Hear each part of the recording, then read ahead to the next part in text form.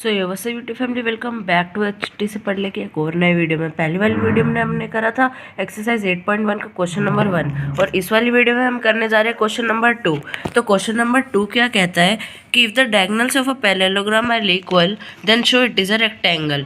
तो हम इस वाली वीडियो में क्या करेंगे, सबसे पहले हम इसकी फिगर बनाएंगे। हमने ये फिगर बना दी, ABCD इसका नाम दे दिए, 2 डायगोनल्स बना दिए। अब हम देखते हैं इसमें गिवन क्या क्या है। इसमें हमें गिवन है कि लेट ABCD या पैरेललोग्राम।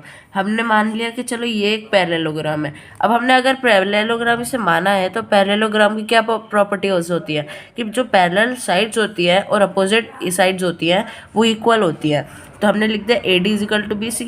अब ये जो AD है ये BC के इक्वल है क्योंकि हमें गिवन है ये कि डायगोनल्स इक्वल है उस क्वाड्रिलेटरल के।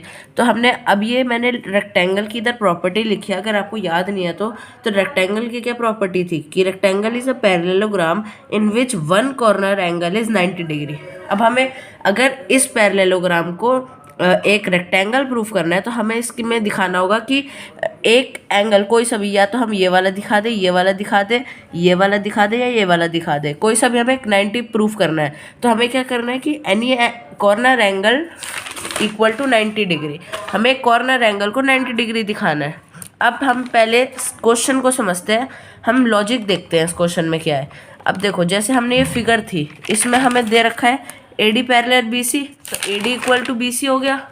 अब फिर क्या है, if we prove ADC congruent BCD, अगर हम ये जो ADC है ये वाला देखो, ये ADC को अगर हम BCD के इक्वल दिखा दे तो हम क्या मिलेगा, हम ये वाला एंगल और ये वाला एंगल इसे हम CPCT से प्रूव कर देंगे।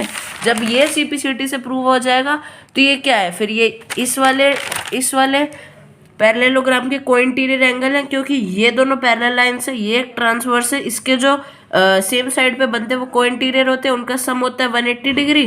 तो 180 डिग्री से हम जब ये प्रूफ कर देंगे 180 डिग्री से तो हमें मिल जाएगा, जब हम D और C को प्रूफ कर देंगे तो 2 एंगल D लिख देंगे और वो आ जाएगा 90 डिग्री। तो हम अब इससे क्वेश्चन को हमने लॉजिक समझ लिया। अब हम ये क्वेश्चन करते हैं।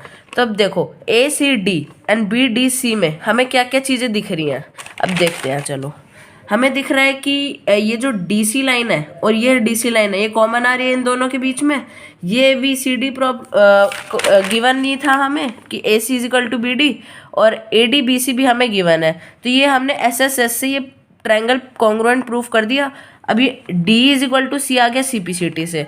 अब हम क्या करते हैं, angle D plus angle C is equal to 180 degree क्यों करा हमने, क्योंकि कोइंटीरियर एंगल, मैंने आपको बताया था कि जो 2 पैरेलल लाइंस बन रही होती है उनके ऊपर जो एक ट्रांसवर्स जा रही है उनके सेम साइड पे जो एंगल्स बनते हैं वो क्या कहते हैं, वो होते हैं कोइंटीरियर होते हैं।